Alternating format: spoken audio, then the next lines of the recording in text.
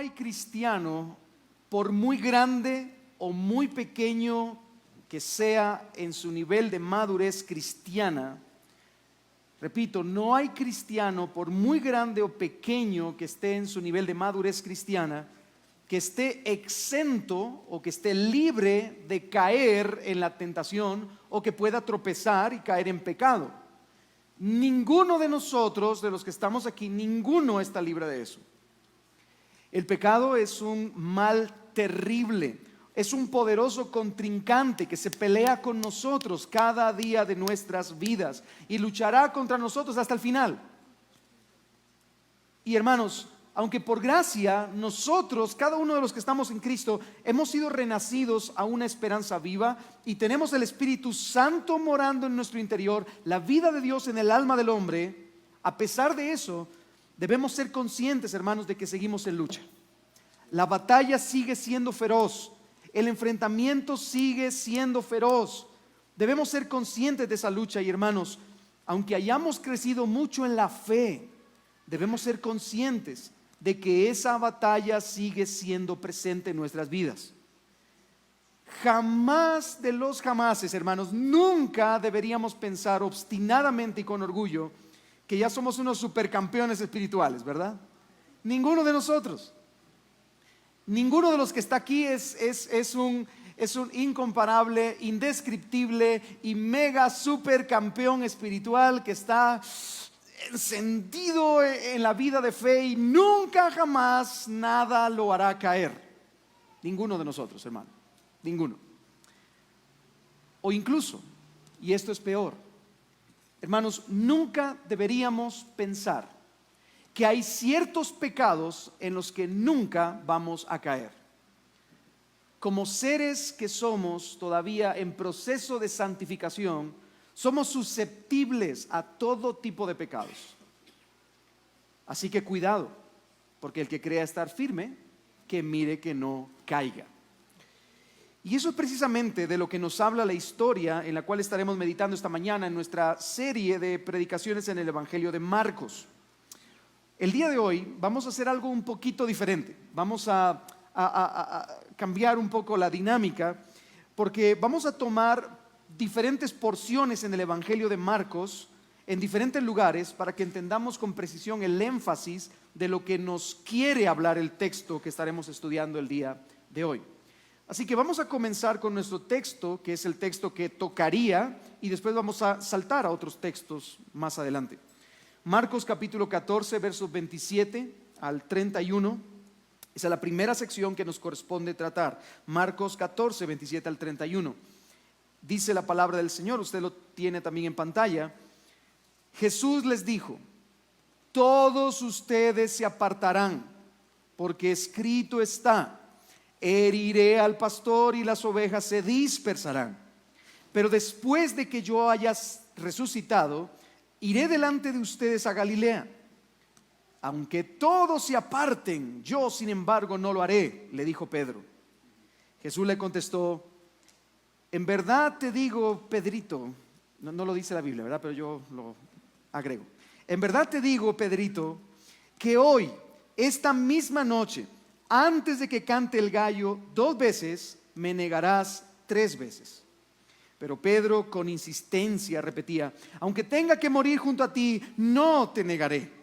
Y todos decían también lo mismo. Vayamos ahora al verso 66. Dice: estando Pedro abajo en el patio, llegó una de las sirvientas del sumo sacerdote, y al ver a Pedro calentándose, lo miró y dijo: tú también estabas con Jesús el Nazareno. Pero él negó diciendo: ni sé ni entiendo de qué hablas. Entonces Pedro salió al portal y un gallo cantó. Cuando la sirvienta lo vio, de nuevo comenzó a decir a los que estaban allí: este es uno de ellos. Pero Pedro lo negó otra vez. Poco después, los que estaban allí volvieron a decirle: seguro que tú eres uno de ellos, pues también eres Galileo. Pero él comenzó a maldecir y a jurar: yo no conozco a este hombre de quien hablan. Al instante, un gallo cantó por segunda vez. Entonces Pedro recordó lo que Jesús le había dicho: antes que el gallo cante 2 veces, me negarás 3 veces. Y se echó a llorar.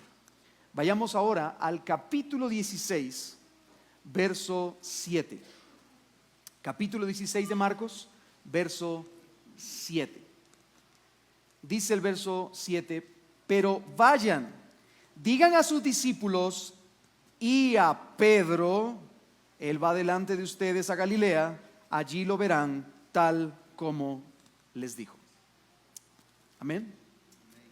Bien, continuamos, hermanos, el día de hoy en la noche del jueves. Jesús y sus discípulos, como estuvimos viendo la semana anterior, Jesús y sus discípulos han participado juntos de la última Pascua celebrada por ellos en familia, y ellos al mismo tiempo han establecido lo que se conoce hoy como la última cena o la mesa del Señor. Después de cantar juntos, dice el verso 26, después de cantar un himno, salieron al monte de los olivos. Específicamente, como veremos la próxima semana, salieron hacia el famosísimo, conocidísimo jardín de Getsemaní, ¿verdad? Ahora, mientras ellos van en camino, mientras van desde el aposento alto donde estaban celebrando la mesa, la cena del Señor, en dirección a Getsemaní, en medio del camino, en medio de la penumbra de la noche, de pronto Jesús hace una declaración importante, que con total seguridad, hermanos, tuvo que haber estremecido a los discípulos, los tuvo que haber dejado helados. Y eso nos lleva a nuestra primera escena, que hemos titulado Jesús predice la negación de Pedro. Jesús predice la negación de Pedro. Ahora, hermanos, la increíble declaración de Jesús tuvo que conmocionar a los discípulos que habían estado con Jesús pues por un poco más de 3 años. Y ahora Jesús viene y lo primero que les dice, justo antes de ese momento donde Él va a ser tomado, arrestado, llevado, presentado en un juicio injusto y luego asesinado en mano de los romanos, en medio de todo este tiempo de convulsividad, Jesús les dice: todos ustedes se apartarán de mí. ¿Me sigue, hermanos, hasta aquí? En otras palabras, de forma simple, Jesús les está diciendo que ellos van a ser infieles a Cristo, que parecerán como ovejas que huyen de su pastor. Obviamente esto va a suceder esa misma noche, cuando Jesús sea arrestado y posteriormente ejecutado. Ellos van a abandonar al maestro. Los discípulos no van a demostrar lealtad al buen pastor y van a huir como ovejas que cuando viene el lobo empieza a hacer un desastre en medio de ellas. Jesús les dice: ustedes huirán. Ahora, quiero que usted se ponga en el papel de uno de los discípulos. Por favor, métase en la escena. La escena es que ellos han participado de la que probablemente fue la cena más amorosa, cariñosa, compasiva que Cristo tuvo hacia ellos. Primero Cristo inicia lavándole los pies, sus sucios pies, por cierto.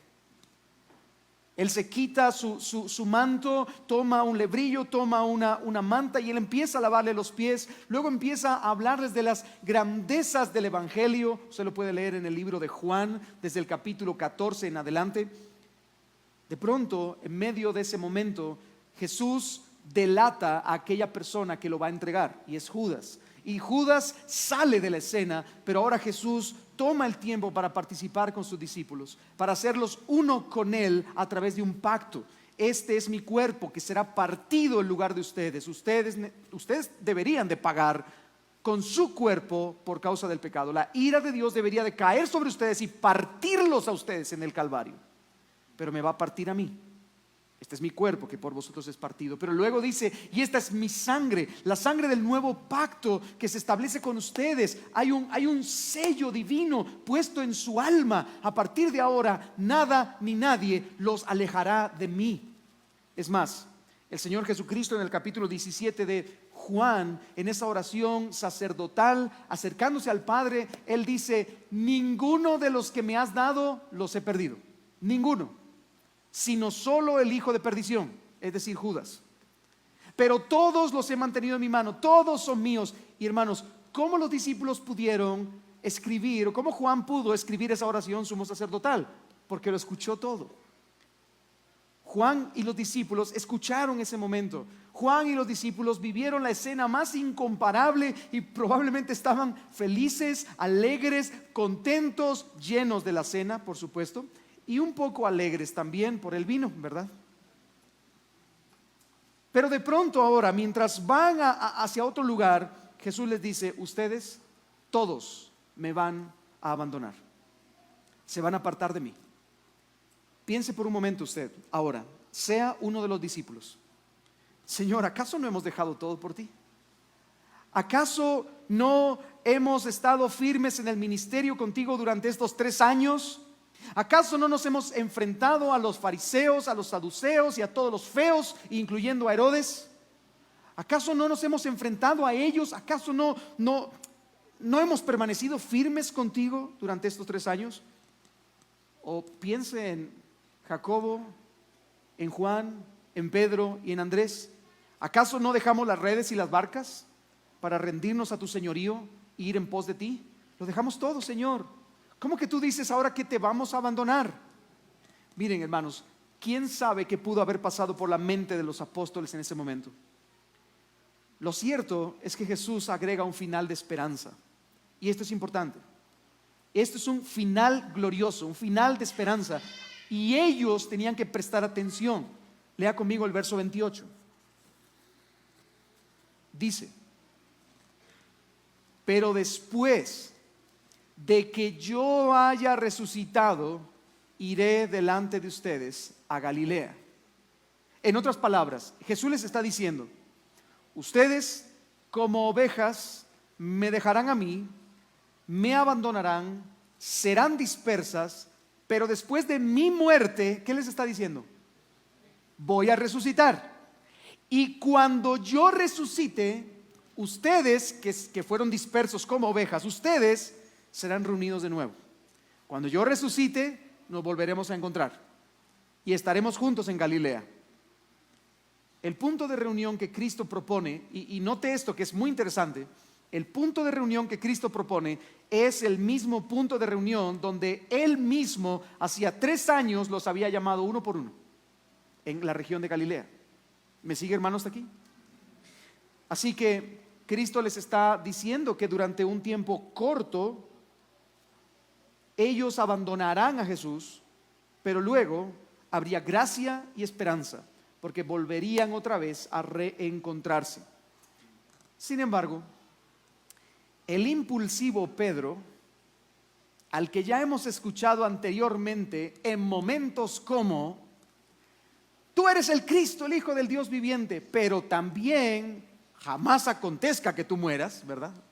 En ese tipo de momentos, el Pedro impulsivo se mete de nuevo en la historia y se levanta con una declaración firme. El verso 29 dice: aun cuando todos se aparten, aunque todos te dejen, sin embargo, yo no te dejaré. Qué contundente, ¿no es cierto? Mateo, en su relato paralelo, estamos leyendo Marcos, ¿verdad? Pero en Mateo, en el relato paralelo, se nos dice que las palabras de Pedro fueron: yo jamás te voy a ser infiel a ti, nunca, yo siempre te voy a ser fiel. Wow. Y hermano, si no conociéramos el desenlace de la historia, creo que cada uno de nosotros podría decir: wow, qué hombre más determinado, qué fe más firme, qué fortaleza espiritual, qué dominio de las circunstancias. Este hombre es increíble, me encantaría ser como Pedro, ¿no es cierto? Si no conociéramos el desenlace. Sin embargo, sí lo conocemos. Y Pedro, con estas palabras, estaba teniendo de todo menos una fe firme. ¿Me sigue, hermano? Déjeme mostrarle esto. En primer lugar, Pedro está cometiendo el pecado de no creer las palabras de Jesús. Él está actuando con incredulidad. ¿Qué fue lo que dijo Cristo? Todos se apartarán de mí. Todos. Y hermanos, nosotros tenemos que creer las palabras de Jesús todo el tiempo. Debemos actuar con fe a sus palabras, aunque esas palabras no nos gusten, o aunque esas palabras sean chocantes contra nosotros, o incluso aunque esas palabras vayan en contra de lo que nosotros suponemos que va a ocurrir. Hermano, Cristo les dijo: ustedes se van a apartar de mí. Y Pedro tuvo que haberse rendido a las palabras de Jesús y haber llorado en ese momento. Sin embargo, él actuó con incredulidad. Tú me estás diciendo que yo me voy a apartar de ti. No te creo, mentiroso. Yo no me aparto. Yo no te voy a ser infiel. Tú estás mintiendo. Sea Dios veraz y todo hombre mentiroso, dice la Escritura, ¿no?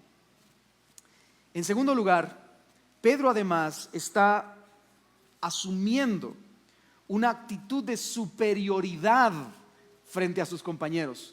¿Se da cuenta de la frase de Pedro? O sea, Pedro no dice, Señor, todos los que estamos aquí, mira, estamos para ti. No, ¿qué dice Pedro? Aunque todos estos ingratos, incircuncisos, desgraciados se aparten de ti, Señor, yo soy Pedro, la roca, ¿verdad? La roca pero de poma, ¿verdad, hermanos?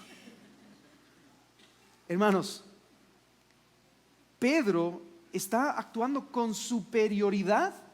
Está diciendo: los demás son menos, pero yo soy más firme. ¿Qué le parece eso?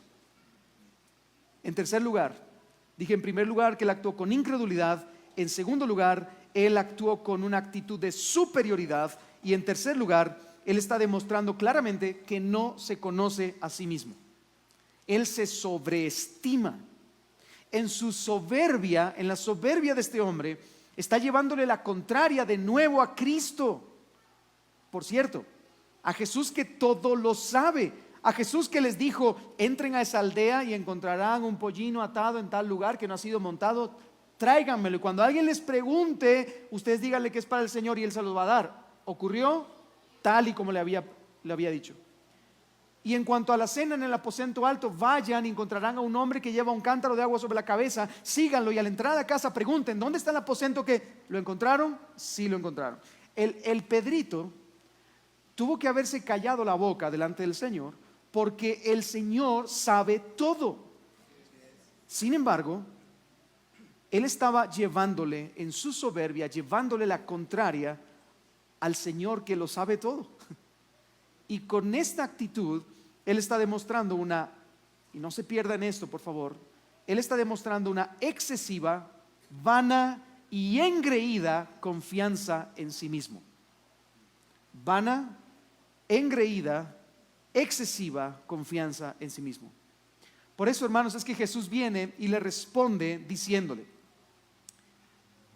solemnemente te digo, ¿sí? Solemnemente, en verdad te digo, solemnemente, que esta misma noche, antes de que el gallo cante 2 veces, tú me negarás 3 veces. Pedro, valiente Pedro, ni una, ni 2, sino 3 veces me vas a negar. Y de la misma forma que Pedro se ha mostrado superior a los demás, ahora Jesús le declara a Pedro, no a los demás, ¿se da cuenta de esto? No a los demás, sino a Pedro, que él será desleal a Cristo 3 veces, antes del segundo canto del gallo. Y hermano, no quiero entrar en muchos detalles con este tema del canto del gallo. Hay una gran explicación detrás de esto.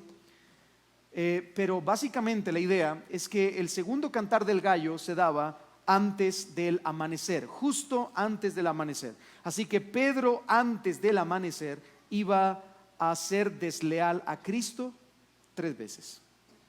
Ahora bien, déjame señalar algo que es sumamente importante en este texto, hermano, y es la supremacía de Cristo como el gran profeta. Cristo es el gran profeta. Hermanos, aunque Pedro no conocía su propio corazón, porque ya sabemos cómo termina esta historia, el desenlace final de esto es que Cristo dice que Pedro lo va a negar 3 veces y Pedro, ¿qué hace? Lo niega 3 veces. Ahora, aunque Pedro no conocía su propio corazón, Jesús no solo conocía el corazón de Pedro, sino que estaba revelándole su corazón tal y como era. Hermanos, esto es una hermosa escena. Pedro se creía en su soberbia, en su orgullo, en su excesiva, vana y engreída confianza en sí mismo, se creía lo suficientemente fuerte como para resistir a la tentación. Pero Pedro no sabía que su corazón seguía siendo débil todavía. Ahora, hermanos, Jesús sí lo sabía. Y Jesús no solo conocía el corazón de Pedro, sino que estaba revelándole a Pedro cuál era su corazón. Y esa revelación fue tan precisa que incluyó un conocimiento detallado de lo que iba a ocurrir esa noche. 2 gallos van a cantar y antes del segundo gallazo, 3 veces me vas a negar. 3 veces, ¿sí? No 1, 2, sino 3 negaciones. Qué precisión en las palabras de Jesús. Hermanos, qué gran profeta es nuestro Señor Jesucristo. Es el verdadero y definitivo gran profeta para nosotros como iglesia. Pero también, hermano, notemos aquí por favor cuánto dolor tuvo que haberle causado a Cristo esta predicción. Ya había dicho que Judas es el que lo iba a traicionar y a entregar, pero ahora estaba diciendo que sus discípulos lo iban a abandonar y Pedro, que era uno de sus íntimos, lo iba a negar 3 veces. Cuánto dolor tuvo que haber sentido Cristo en su corazón en esta declaración. Ahora, hermanos, no cabe duda también que Cristo no solo es el gran profeta, sino que Él es el gran sufriente. ¿Está conmigo, hermano? En Isaías 53 nos dice que Cristo sería llamado varón de dolores, experimentado en quebrantos, que sufriría el abandono de todos los suyos para ser entregado en lugar de los pecadores. Cristo es el Cordero de Dios que quita el pecado del mundo, es el varón de dolores experimentado en quebranto. Ahora, siguiendo con la historia, hermanos, Pedro, dentro de unas pocas horas, iba a negar públicamente a su maestro. Sin embargo, a pesar de las declaraciones de Cristo, y hermano, esto es increíble, ha pasado ya 3 años con Jesús, ha visto lo que Jesús dice, ha visto que lo que dice se cumple, ha visto lo que Él hace y ha visto su poder, y aún así, frente a las declaraciones de Cristo, en su arrogante determinación, Pedro sigue insistiendo en su firme lealtad. ¿Se da cuenta de eso? Verso 31. Pero Pedro con insistencia repetía, y la intención del texto es que Pedro estaba en esta situación. No, Señor, no, aunque yo tenga que morir por ti, yo no te voy a negar. Señor, aunque tenga que morir por ti, no lo entiendes, Señor, préstame atención, mírame a los ojos. Aunque yo tenga que morir por ti, yo no te voy. Esa es la intención. La idea es que Pedro estaba constantemente en este momento con insistencia repitiéndole a Jesús: Señor, no te voy a negar, aunque tenga que morir junto a ti. Y miren lo que dice el texto. Y todos decían también lo mismo. En lugar de rendirse a Cristo y pedir ayuda en medio de su debilidad, note eso, hermano. En vez de rendirse a los pies del Señor y pedir ayuda para su debilidad, Pedro con vehemencia le dice a Cristo que si fuera necesario, él llegaría hasta la misma muerte por Jesús. Y hermanos, mire esto. Esta arrogancia de Pedro parece ser que fue contagiosa en los demás discípulos, porque todos decían lo mismo. Les contagió su arrogancia. Quizá ellos pensaron que como apóstoles y discípulos no podían prometer menos que Pedro. Nosotros somos unos campeones espirituales también. Nosotros, si Pedro es la roca, yo soy el hijo del trueno, dijo Juan. ¿Verdad? O ¿qué tal Natanael? Si Pedro es la roca y Juan es el hijo del trueno, yo soy un verdadero israelita en el cual no hay engaño. Así que yo voy a permanecer aquí delante de mi Señor. Me puedo imaginar ese momento, ¿no? Todos comprometiéndose para estar con Jesús. Y aunque Jesús había predicho que ellos serían infieles, todos protestaron que eso jamás sucedería. Sin embargo, hermanos, ocurrió tal como Cristo lo había dicho. Esa misma noche, cuando la guardia del templo llegó a Getsemaní, y nos estamos saltando partes en el relato, ¿verdad? Cuando la guardia del templo vino junto a Judas y dio ese beso traicionero, en ese momento, dice Marcos 15:50, y abandonando a Jesús, todos huyeron, ¿verdad? ¿Se cumplió o no se cumplió? Ahora, esto, hermanos, nos deja una primera gran lección. Veremos varias lecciones en este texto. La primera gran lección, hermanos, es que cuánta excesiva, engreída y soberbia confianza en uno mismo se puede encontrar a veces en los corazones de los que profesan ser cristianos.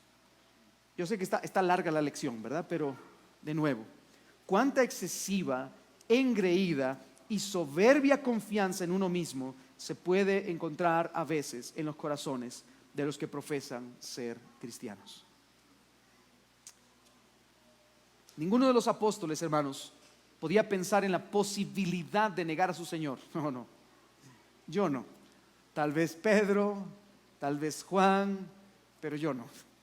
Tal vez Judas fue el traidor, pero yo aquí estaré, sacando pecho por Cristo, ¿verdad? Pero no pasó ni 12 horas para que todos los discípulos abandonaran al Señor y huyeran. Y hermanos, esto me lleva a pensar algo que lo describe el proverbista Salomón en Proverbios 16:18. Antes del quebrantamiento es la soberbia, y antes de la caída es la altivez de espíritu. Hermanos, tengamos cuidado de llenarnos de excesiva, engreída y soberbia confianza en nosotros mismos. No podemos confiar en nosotros mismos. Repito de nuevo, tengamos cuidado de llenarnos de excesiva, engreída y soberbia confianza en nosotros mismos. ¿Sabe, hermano? Alguien ha dicho, si la salvación descansara sobre mi espalda, hace ratos que me hubiera ido al infierno. Afortunadamente la salvación descansa sobre la espalda de Cristo, y Él es todopoderoso Salvador. Y hermano, yo sé que, y no quiero que me malinterpreten esto que le voy a decir ahora, pero yo sé que en el momento en el que nacemos de nuevo, nosotros somos calificados por el Espíritu Santo para poder vivir para la gloria de Dios. Lo que significa es que a través de ese nuevo nacimiento ahora puedes y debes vivir en santidad. Sin embargo, y repito de nuevo, por favor, para que quede claro, todos los cristianos deben de crecer en santidad y deben de mostrar fruto evidente de su conversión. ¿Está claro eso, hermano? Sin embargo, tú no te vas a ir al cielo por lo que tú hagas o dejes de hacer. Tú no puedes tener una excesiva, engreída y soberbia confianza en ti mismo, en tu salvación o en tu santificación. Me explico.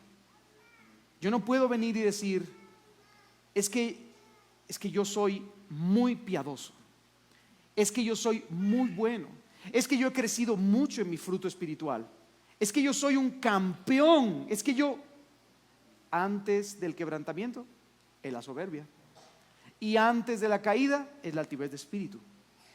Así que nunca confiemos en nosotros mismos, confiamos en el Señor. Hermanos, Él es el que nos ha salvado. Él ha extendido su mano cuando estábamos nosotros en el pozo de la desesperación, nos ha tomado firmemente y nos ha puesto sobre la roca. Ha sido su mano. Él ha colocado de su espíritu en nosotros para que podamos andar en la verdad de su palabra, en obediencia y en santidad. Él ha provisto de todas las herramientas para que podamos crecer en santidad. Nos ha dado los medios de gracia, la meditación en la palabra, la oración, la comunión con los santos, para que podamos crecer. Así que ha sido Él el que lo ha provisto. Nunca jamás creamos excesivamente en nosotros mismos. No, pero es que yo voy a vencer este pecado. Yo voy a acabar con este pecado. Hermano, permítame decirle esto, que probablemente es muy duro, pero es la realidad. ¿Sabe por qué tantos pastores y ministros de Dios, entre comillas, han caído en pecado de una forma tan terrible? Porque antes del quebrantamiento es la soberbia, y antes de la caída es la altivez de espíritu. Yo mismo me considero débil, hermanos, y necesito ayuda, y confieso mi pecado de tanto en tanto a algunas personas para pedir ayuda.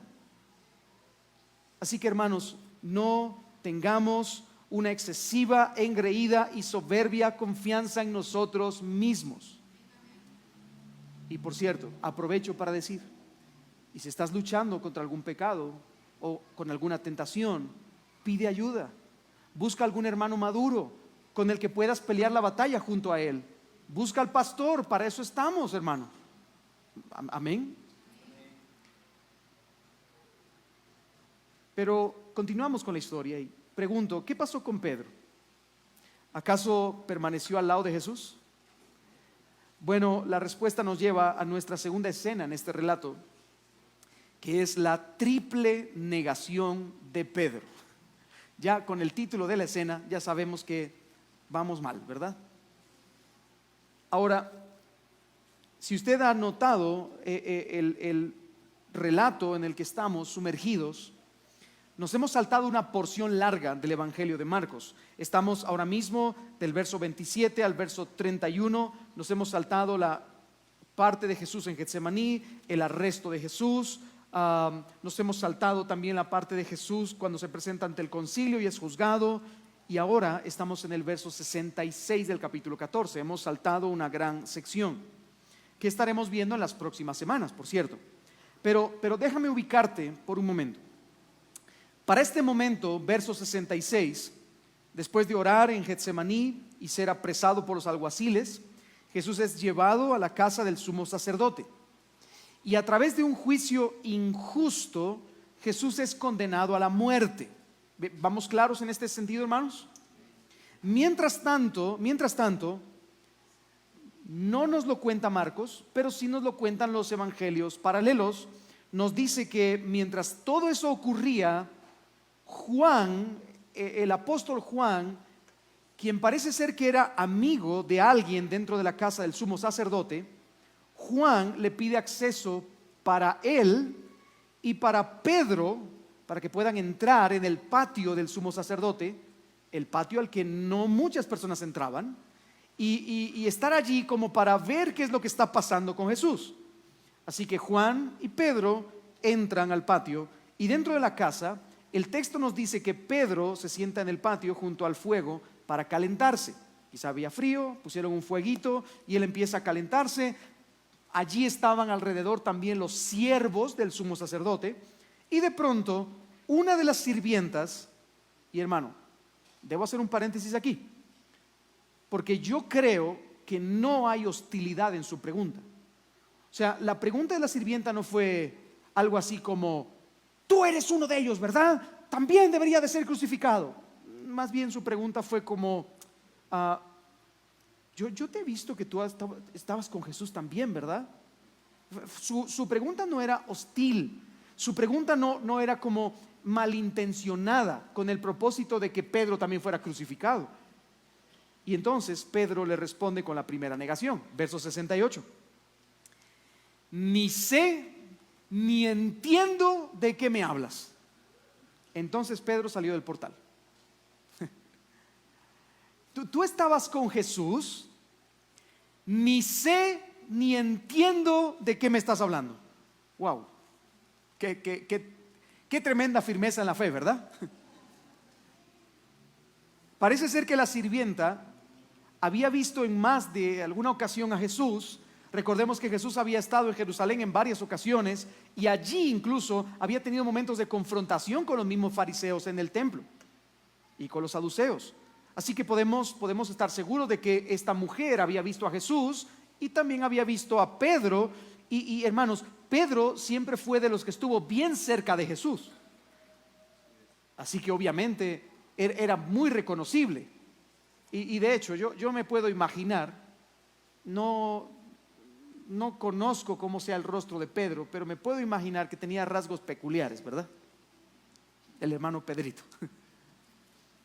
Así que la mujer lo identifica y entonces, no contenta con la respuesta que le dio, ni sé ni entiendo de qué hablas, entonces le pregunta otra vez, verso 69. Este es uno de ellos.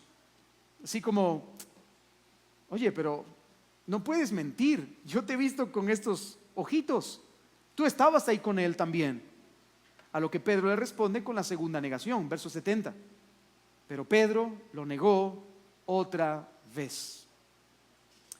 Sin embargo, la insistencia de los presentes se volvió mayor al punto de que el verso 70 continúa diciendo: poco después, los que estaban allí volvieron a decirle: seguro que tú eres uno de ellos, pues también eres Galileo. Hermano, para todo esto, Jesús lleva cerca de una hora en juicio entre la casa de Anás y la casa de Caifás con todo el Sanedrín. Jesús ha estado siendo juzgado, el maestro está siendo enjuiciado injustamente y Pedro está dentro de la misma casa de los que lo están enjuiciando. Y para su mala fortuna, alguien lo ha reconocido como un seguidor del hombre a quien están convencidos de que merece la muerte. Él está dentro, lo están acusando injustamente, lo están a punto de llevar para la crucifixión. Y de pronto las acusaciones sobre Pedro empiezan a llover de todas partes. Aquello era bastante como para poner nervioso a cualquier hermano. O sea, yo quiero que usted lo piense, porque a veces decimos, yo no hubiera negado a Jesús. Yo sí, hermano, yo sí lo hubiera negado. En ese momento de caos, viendo que mi maestro está apenas unos pasos más adelante que yo y lo están enjuiciando injustamente, probablemente lo están abofeteando, como lo hemos visto en el texto, lo abofetean, le están escupiendo, le están señalando injustamente, están diciendo todo tipo de falsedades contra él y están condenándolo a muerte.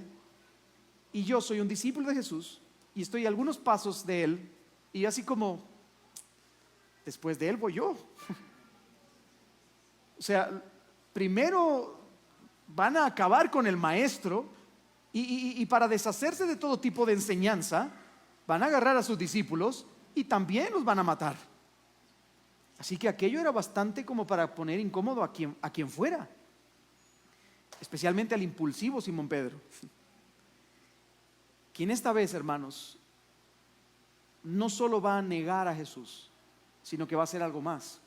Dice el verso 71, pero él comenzó a maldecir y a jurar: yo no conozco a este hombre de quien hablan.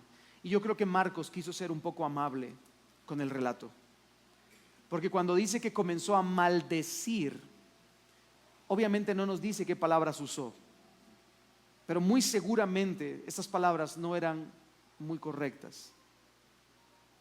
Ustedes son unos desgraciados, dejen ya de fastidiarme, malditos sean todos ustedes, que yo no conozco a ese hombre desgraciado, yo no conozco a ese miserable.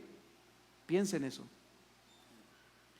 Empezó incluso a jurar: les juro solemnemente que yo no conozco a este hombre de quien ustedes hablan. No contento con el simple hecho de negar al maestro, ahora está enojado y descontrolado y comienza a lanzar maldiciones contra todo el mundo que está cerca y empieza a jurar que ni siquiera conoce a Jesús. El problema con Pedro, hermanos, es que cuanto más fuerte grita diciendo que no conoce a Jesús, más fuerte está diciéndole a todos que él es un mentiroso. Él grita, él enojado le dice a todo el mundo que él no es un seguidor de Cristo, pero cada vez que levanta su voz, le está mostrando a los demás que él es un verdadero mentiroso. Inmediatamente, hermanos, el gallo canta por segunda vez. Lucas nos dice en su relato paralelo, y esto es un detalle muy significativo. Lucas nos dice que nuestro Señor, cuando el gallo cantó, nuestro Señor se dio la vuelta y miró a Pedro. Y Pedro pudo ver a Cristo. Imagínense ahora eso. Acaba de maldecir, acaba de jurar algo que él prometió que no haría. Probablemente al terminar el juicio estaban llevando a Jesús a través del patio hasta la celda, donde en pocas horas sería presentado delante de Pilato. Pero pasando por el patio, el gallo canta, y entonces Jesús pone su mirada sobre Pedro, y Pedro puede mirar a Jesús. Su rostro con total seguridad estaba amoratado a causa de los golpes que había recibido, y Pedro es muy consciente de lo que acaba de ocurrir y recuerda las palabras de Jesús.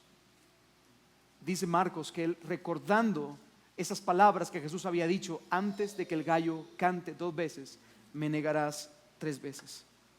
Y él, recordando esas palabras, empezó a reflexionar sobre lo que había hecho, y al instante, dice el texto, se echó a llorar, rompió en lágrimas. De hecho, Lucas nos dice también que Pedro inmediatamente salió corriendo de aquel lugar y, refugiándose en un lugar oscuro, lloró amargamente, dice el texto, por lo que había hecho. Probablemente, hermanos, eso marcó la vida de Pedro, marcó su vida. Imagínese usted en ese momento, Pedro en un rincón oscuro, llorando amargamente, recordando todas esas escenas de amor y de gracia que había visto en Cristo, recordando todos esos momentos donde Cristo le susurraba al oído palabras de bendición, el gozo eterno, la alegría, el beneplácito divino traído a los hombres. Y Pedro recordando todas esas cosas, y él llorando amargamente. Hermanos, este fue un momento que seguro quedó grabado para siempre en el corazón de aquel impulsivo Pedro. Pero no solo es un momento para leer y pasar por alto. Hay varias lecciones en este texto que creo que son de suma importancia para nosotros. Pero antes de entrar en las lecciones, yo quiero que usted entienda algo. Quizá ninguno de nosotros va a negar públicamente con sus labios a Cristo como lo negó Pedro. Pero hermano, cualquier pecado que nosotros cometemos delante de nuestro Dios es una negación con nuestra vida y conducta a aquel que nos amó y se entregó en lugar de nosotros para pagar por nuestro pecado. Así que tú no necesitas pararte enfrente del Parque Benito Juárez y empezar a proclamar y a decir: yo no creo en Cristo, Cristo es una mentira, yo no le conozco a Él. No necesitas. Cuando nosotros pecamos contra nuestro Señor, ese pecado es una negación del Cristo al que decimos amar por la salvación que hemos recibido de su parte. Con eso en mente, vea conmigo algunas lecciones. La primera lección, hermanos, aprendemos en este texto que cualquiera está expuesto a caer en pecado, aunque sea un gran hombre de Dios. Cualquiera. ¿Qué era Simón Pedro? Bueno, Simón Pedro era nada más que un prominente apóstol de Jesucristo. Solamente eso. Él nada más era alguien que había disfrutado de privilegios especiales y aunque se le había mostrado misericordias especiales de parte de Dios. Había acompañado a Cristo, había vivido con Cristo durante 3 años, había contemplado su mano sanadora y no solo a lo lejos, sino de cerca, porque sanó a su propia suegra. Algunos dicen que tal vez por eso negó a Jesús, ¿verdad? no me quiero meter en ese lado, ¿verdad? Pero sanó a su propia suegra. Él pudo ver con sus ojos la sanidad hecha a alguien cercano. Pedro había sido incluido dentro del grupo más íntimo de Jesús. Pedro había sido incluido dentro de ese grupo pequeño que acompañó a Jesús cuando la hija de Jairo resucitó. Pedro había sido invitado a contemplar la gloria de Cristo en el monte de la transfiguración. No todos los discípulos, sino solamente Jacobo, Juan y Pedro. Pedro había caminado en el mar junto con Cristo y había sido salvado de hundirse en el mar por su falta de fe. Pedro había proclamado aquella gran declaración de honor: tú eres el Cristo, el Hijo del Dios viviente. Y había recibido también estas palabras: esto no te lo ha revelado carne y sangre, sino mi Padre que está en los cielos. Es decir, mi Padre te ha revelado esta verdad gloriosa especialmente a ti. Y con total seguridad, hermanos, grandes milagros ya se habían hecho por la mano de Pedro en el nombre de Cristo. ¿Se recuerda cuando fueron enviados a predicar de 2 en 2? ¿Quién es el que vino entusiasmado? Pedro. Señor, Señor, mira, poníamos las manos sobre los endemoniados y eran liberados. Se sanaban los enfermos. Y fue cuando el Señor le dijo: no te goces en eso, querido Pedro, gózate en que tu nombre esté inscrito en el libro de la vida. Pero él había sido parte de eso, había sido partícipe de esa realidad, pero ahora, completamente vencido por el temor del momento, niega a Cristo no una ni dos, sino 3 veces. Y es que, hermanos, aún después de la conversión y de la nueva vida por causa del Espíritu Santo, los creyentes, escuche esto por favor, porque quizá es una de esas cosas que suelen sonar poco en medio de nuestra cultura cristianizada, pero los creyentes, aún después de la conversión y aún después del Espíritu Santo morando en nuestro interior, los creyentes somos débiles. Somos débiles, hermanos. Eso no significa que siempre vayamos a estar pecando. No, no, no. Porque el que permanece en pecado es hijo del diablo, dice el apóstol Juan en su primera carta. No se trata de permanecer en el pecado, pero nosotros seguimos siendo débiles. Y hermanos, y tenemos la tendencia a caer constantemente. Y textos como este tienen la intención de recordarnos nuestra debilidad. Porque si un hombre como Pedro pudo caer, hermano, cualquiera de nosotros puede caer. Pero también este texto tiene la intención de recordarnos la inmensa importancia de la vigilancia diaria mientras estemos en este mundo. Tan solo un par de horas antes de que Pedro negara a Jesús, en el Getsemaní, el mismo Señor Jesucristo, ¿qué fue lo que le dijo a los discípulos, incluyendo a Pedro? ¿Cómo? Velad y orad para que no entréis en tentación. Sin embargo, hermanos, ¿qué pasó con ellos? Se durmieron. La tristeza en sus corazones era tan grande, dice el texto, que ellos se durmieron. Hermanos, ellos tenían que haber velado y orado para no entrar en tentación. ¿Usted acaso no cree que esa pregunta de la mujer fue una tentación? Claro. Esa pregunta de la sirvienta: oye, ¿acaso tú no eres uno de los que está con Jesús? Eso es una tentación también, es una provocación del mismísimo infierno.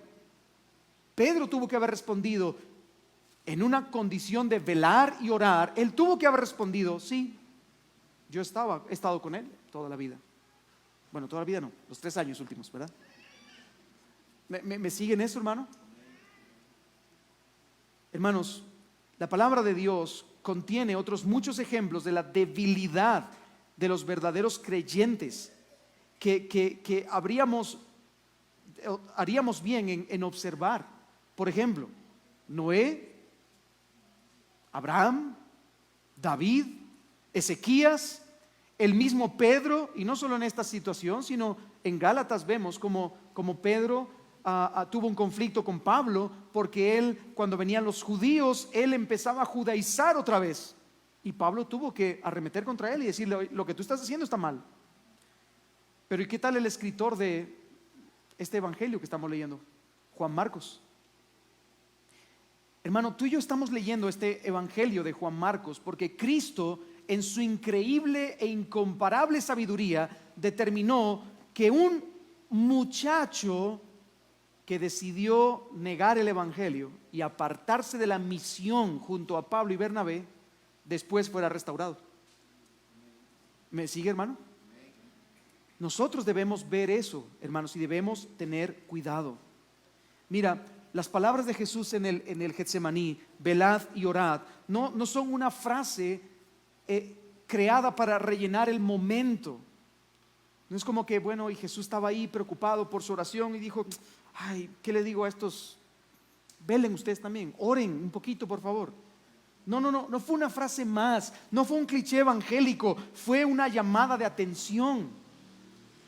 Ellos estaban a punto de caer en el momento de mayor tentación y debían estar firmes en la oración. De la misma forma, hermanos, esto sigue siendo un llamado para nosotros hoy.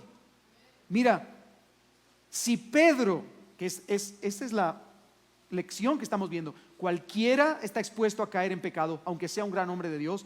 Si Pedro negó a Cristo 3 veces porque no se mantuvo en vela y en oración, ¿quiénes nos creemos nosotros que somos para decir que no vamos a caer en tentación si no velamos y oramos? ¿Quiénes somos nosotros? No, Pedro lo negó, pero es que Pedro, usted no conoce a Pedro. Es que mire Pedro cómo era. Sí, mire Pedro cómo era. Él estuvo con Jesús 3 años y él hizo cosas que ninguno de nosotros va a lograr hacer en toda su vida. Así que mire Pedro cómo era. Mirémonos a nosotros mismos. Somos débiles. Cualquiera de nosotros puede caer. De hecho, cualquiera de nosotros ha caído ya. Así que, hermano, velemos y oremos. Necesitamos tener tiempos de acercamiento y de unidad con el Señor, en comunión con Él.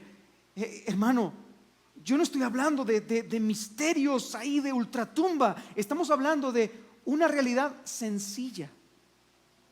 Dedícate a orar. Mantente firme velando. Velar es meditar también en la Escritura. Es dedicarte a ella. ¿Quién es el varón bienaventurado según Salmos 1? Aquel que medita en la ley de Jehová de día y de noche. Hermanos, nosotros no podemos permanecer firme en la tentación si no velamos y oramos. Hermanos, la infección del pecado permanece aún en cada uno de nuestros corazones, aún ya regenerados. Y nadie es tan fuerte como para librarse totalmente del peligro de caer. Nadie. No olvidemos esto. Y hermanos, caminemos con humildad. Escuche otra vez. Caminemos en humildad con nuestro Dios. ¿Me sigue, hermano? Caminemos en humildad con nuestro Dios. Lo que significa, Señor, soy débil, pero me aferro a ti. Señor, soy débil, pero tú eres fuerte. Amén. La segunda lección, hermanos, aprendemos cómo una tentación tan pequeña puede hacer que un santo tenga una gran caída. Aprendemos cómo una tentación tan pequeña puede hacer que un santo tenga una gran caída. En otras palabras, no desestimemos cualquier tentación por muy pequeña que parezca. ¿Me sigue, hermano? No, tan solo es un beso fogoso, pero yo me voy a aguantar después. No te vas a aguantar. Si ya diste el beso fogoso, lo que sigue es el sexo fogoso. No, ¿me sigues, hermano? ¿Sí? Esa es una realidad. Nosotros no podemos desestimar cualquier tentación por muy pequeña que sea. No podemos. El comienzo de la prueba de Pedro fue un simple comentario de una de las criadas del sumo sacerdote. ¿Se da cuenta de eso? No hay nada en la Escritura que nos muestre que estas palabras fueron dichas con un propósito hostil. Esta criada simplemente recordaba que Pedro solía acompañar a Jesús de tanto en tanto. Pero este simple comentario fue suficiente para derrumbar la fe del eminente apóstol Pedro, para que negara al maestro. Y hermanos, no habían hombres armados. No fue la coacción de una pistola en la cabeza de Pedro la que lo llevó a negar. No fue una espada que lo estuvieran metiendo en el costado. Fue la pregunta de una sirvienta del sumo sacerdote. Tú también estabas con él, ¿verdad? Hermano, ninguna tentación es demasiado pequeña o insignificante como para darnos batalla. Ninguna. Así que debemos velar, debemos orar para ser sostenidos, sin importar qué tipo de tentación sea. ¿Me sigue, hermano? Recuerda, no hay nada pequeño concerniente a nuestras almas. No hay nada pequeño. Cualquier cosa pequeña, aún pequeña, pequeñísima, puede ensuciar nuestra alma. Un poco de levadura leuda toda la masa. Una pequeña chispa puede encender un gran fuego. Una pequeña brecha puede hacer que el barco más grande se hunda. ¿Me sigue, hermano? Una pequeña provocación puede hacer surgir en nuestro corazón una gran corrupción que acabará metiendo nuestra alma en grandes problemas. Déjeme ponerlo más claro todavía, por si estos ejemplos no han sido suficientes.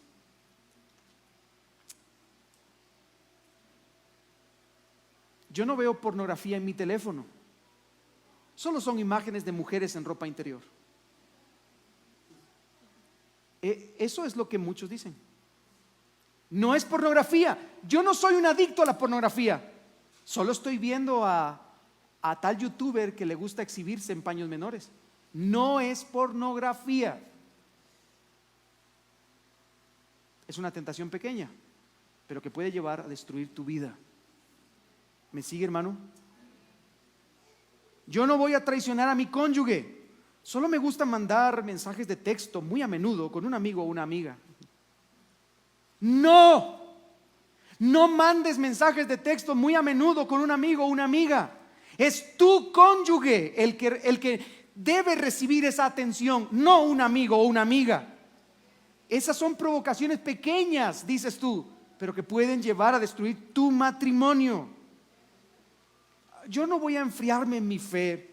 Solo estoy ausentándome al culto dominical algunas veces por algunos compromisos. No voy a gritar, hermano, pero ya sabe lo que vendría después, ¿verdad? No, hermano, no podemos nosotros decir esas cosas. No, es que yo no me voy a enfriar. No, sí te vas a enfriar y te vas a hundir en la bancarrota moral. Hermano, de nuevo, una tentación pequeña puede hacer que un gran santo tenga una gran caída. ¿Me sigue, hermano? Yo no voy a pecar como este otro hermano. Solo he dejado de meditar en la escritura por algunos días, pero yo no voy a pecar como él. ¿Qué puede llegar a pasar? Hermano, si no meditas en la palabra de día y de noche, te vas a enfriar. Vas a producir que en tu corazón haya una vaciedad espiritual que le dé lugar al enemigo para obrar de la forma en la que él quiera. Hermanos, seamos un poco más serios al calificar la tentación. Es solo una canción, es solo una canción. No tenga pena, es solo una canción. No es solo una canción. Tenga cuidado con aquellas canciones que no glorifican al Señor. No, y mis hijos no, solo están viendo un poquito la tele. No hay problema, hermano. Yo en mi infancia vi cosas en la tele en momentos donde mis papás no estaban, y cosas terribles, porque la televisión no mide. La televisión no está ahí esperando. Ay, ahí no está el papá. Mejor no le vamos a proyectar cosas. ¿Usted cree que la tele es así? La televisión agarra parejo, hermanos. En la televisión hay maldiciones. Hablo de palabras maldichas. Hay maldiciones, hay palabras corruptas, corrompidas, que se aprenden. El internet, el TikTok, todas esas redes sociales Hermano, tenga cuidado de exponer a sus hijos esas cosas. Tenga cuidado, no es lo correcto. No, pero ¿qué puede pasar si solo es un poquito? Solo es un poquito. Solo un poquito. Un poquito de besos vistos en una telenovela pueden hacer que una niña, y estoy hablándole de un concepto técnico,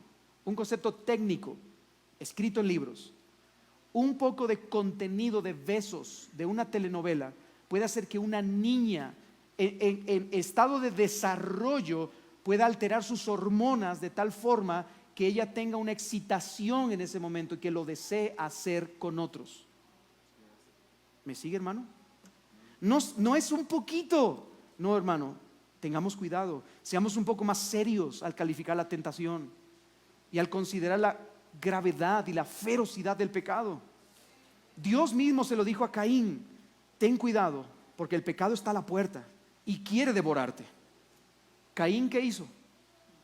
No hizo caso, le dio igual. Dios mismo se lo dijo: ten cuidado. A Caín le dio igual. Cuidado, aunque parezca algo ligero, cuidado. Hermanos, hay mucha más maldad en nuestros corazones de la que pensamos. Hay mucha más maldad en nuestros corazones de la que pensamos. No hay grado de pecado al que el mejor de los santos no pueda descender si no es sostenido por la gracia de Dios y si no vigila y ora. Por eso el apóstol Pablo lo dice de forma tan clara en 1 Corintios 10:12: el que piensa estar firme, mire que no caiga. Y este texto, hermanos, este texto es tan conveniente para algunas personas, porque dice, no, es que aquí dice, ¿verdad? El que crea estar firme en su salvación, mire que no caiga de su salvación. No. Aquí le está hablando a cristianos, a personas que son salvas, y les está hablando del proceso de santificación, que es diferente. Y Pablo está diciendo, mira, tú eres cristiano, ten cuidado, porque aun siendo cristiano, tú puedes caer en pecado. Ten cuidado. El proverbista Salomón también lo dice con otras palabras quizá, pero es la misma idea. Proverbios 28:26: el que confía en su propio corazón es necio. Nunca digas yo jamás caeré en ese pecado. Nunca digas yo soy demasiado fuerte. Nunca digas yo soy demasiado firme en mi fe. Hermano, nunca coquetees con el peligro. Nunca cruces la línea, ni siquiera para probarte a ti mismo que eres más fuerte de lo que pensabas. Hay a veces jóvenes que dicen, no, yo voy a ir a la discoteca y la discoteca no me va a contaminar a mí, yo voy a hacer luz en ese lugar. Como no sea que vayas vestido con bombillas aquí, no sé, pero no. Hermano, en el profeta Ezequiel nosotros vemos un llamado de parte del Señor donde dice que lo puro no embellece lo impuro, sino que es al revés. Es al revés. Lo impuro contamina lo santo. Así que no toquemos lo impuro. Ni siquiera coqueteemos con eso. No crucemos la línea. Sé consciente de tu debilidad, hermano. Sé consciente de tu debilidad. Y sé consciente de la potencia también de la gracia divina. Y acude a ella cada día. Hermano, yo soy débil. Yo me considero débil y yo le pido al Señor cada día: Señor, líbrame de mi pecado, líbrame de caer en eso, líbrame de mi condición, libra mis ojos de ver algo que no quiero ver. Y mire, ¿sabe qué es lo que pasa? Que generalmente cuando hago ese tipo de oraciones y de pronto abro alguna red social, lo primero que me aparecen son mujeres, por alguna razón. Hermano, no abras la red social entonces, ¿verdad? Esa es la demostración de parte del Señor de que como eres débil, como somos débiles, debemos abstenernos de esas cosas. No lo hagamos. ¿Qué nos cuesta, hermano? ¿Qué nos cuesta? No lo hagamos, no coqueteemos con el peligro. No lleguemos al punto en el que ya no podamos retornar. Hermanos, descansemos en la gracia divina también y acudamos a ella cada día. Llenémonos de la palabra de Dios, como dice el salmista: me llené de tus dichos, me llené de tus palabras para no pecar contra ti. ora constantemente y que nuestra petición cada día sea: sosténme, Señor, sosténme hasta el final y líbrame de mi soberbia y mi locura. Sosténme, Señor, sosténme hasta el final y líbrame de mi soberbia y mi locura. La última lección que aprendemos en este texto, en la vida de Pedro, es que el pecado siempre traerá tristeza al corazón.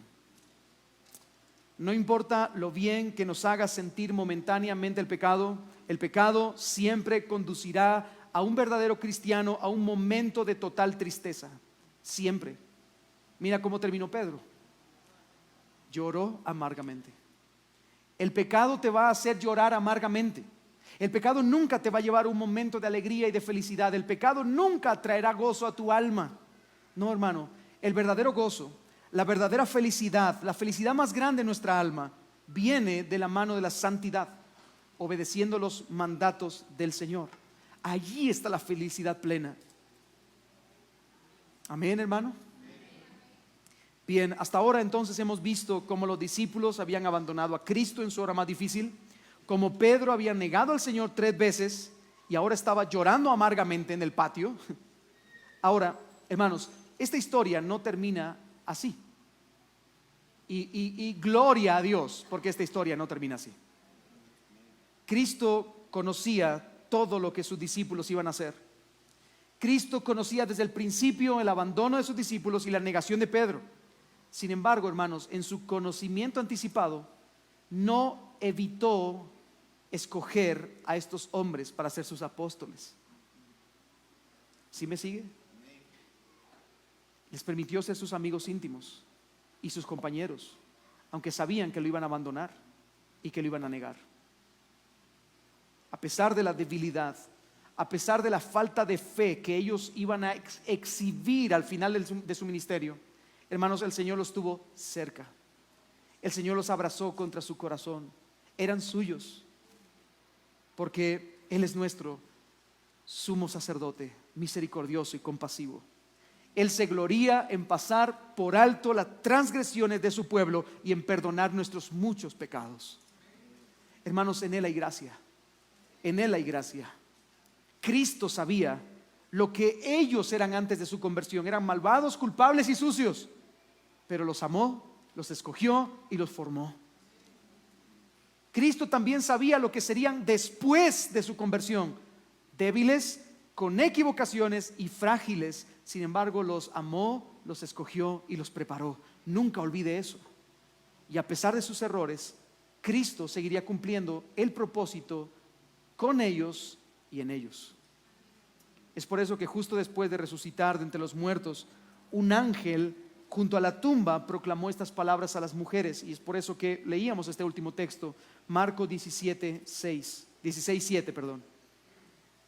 Pero vayan, digan a sus discípulos y a Pedro. ¿Sí? ¿Nota eso, hermano? Digan a sus discípulos y a Pedro. ¿Acaso Pedro no era uno de sus discípulos?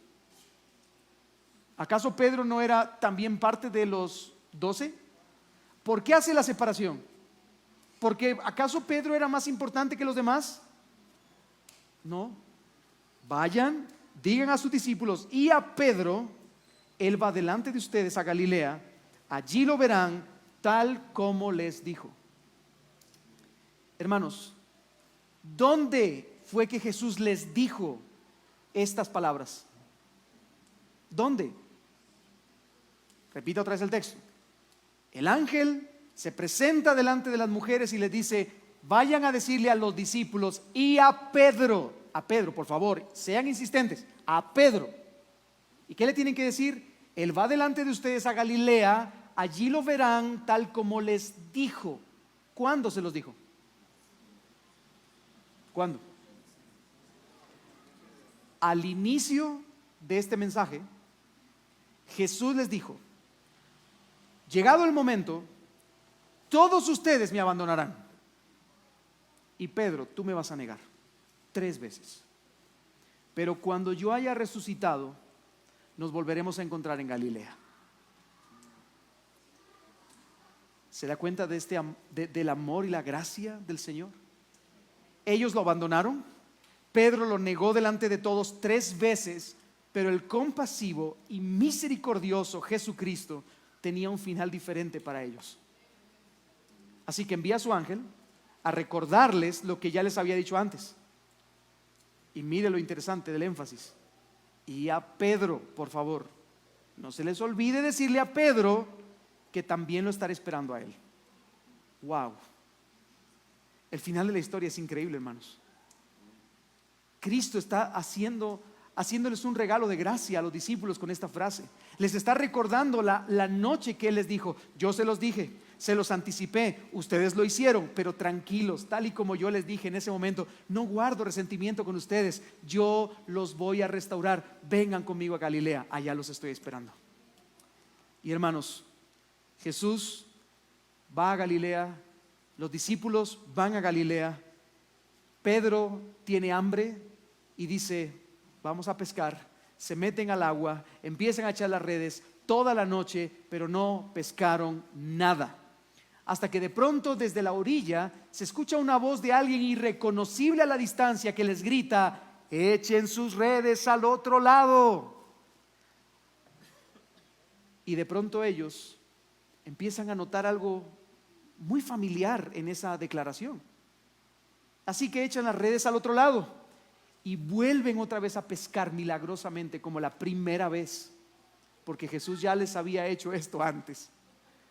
Así que de pronto Pedro, sin pensarlo 2 veces, salta al agua, corre hacia Jesús y se encuentra con algo maravilloso. Se encuentra que Jesús les ha preparado el desayuno en la playa. Hermanos, Jesús no tenía resentimiento contra ellos. Al contrario, Él quiere atraerlos hacia sí mismo y restaurarlos de nuevo. Y cuando ellos terminan de comer, Jesús toma a Pedro aparte, se lo lleva a un rincón y de la forma más tierna y amorosa, y para mí este es uno de los textos favoritos de la Escritura, de la forma más tierna y amorosa, Jesús le dice: Pedro, ¿me amas? Señor, te quiero. Sí, Pedro, no te he hecho esa pregunta. ¿Me amas? Sí, Señor, te quiero. Pedro, ¿me amas? Señor, tú lo sabes todo. Sabías que te iba a negar. Sabías que 3 veces yo iba a faltar contra ti. Tú sabías que en 3 ocasiones yo iba a negar tu nombre delante de todos. Y sin embargo tú me dijiste que volviera otra vez a ti. Así que tú lo sabes todo.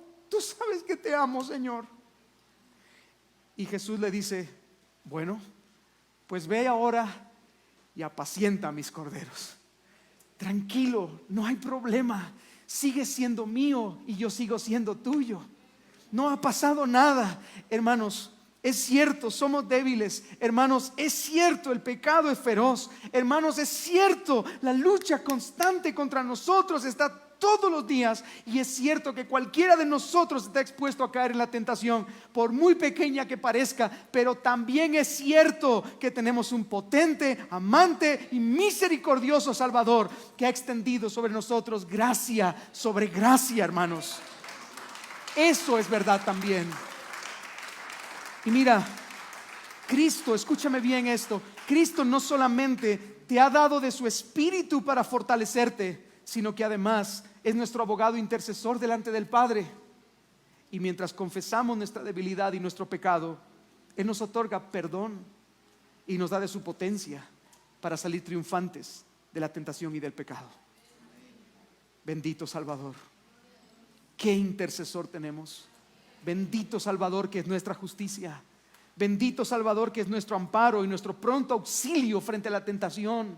Bendito Salvador, que pagó con su sangre el precio que nosotros debíamos pagar por nuestro pecado. Bendito Salvador, que no solo le ha preparado a Pedro el desayuno frente a la playa para restaurarle, sino que a nosotros cada día nos pone un banquete, nos sienta a la mesa de gracia y nos permite disfrutar de su plenitud.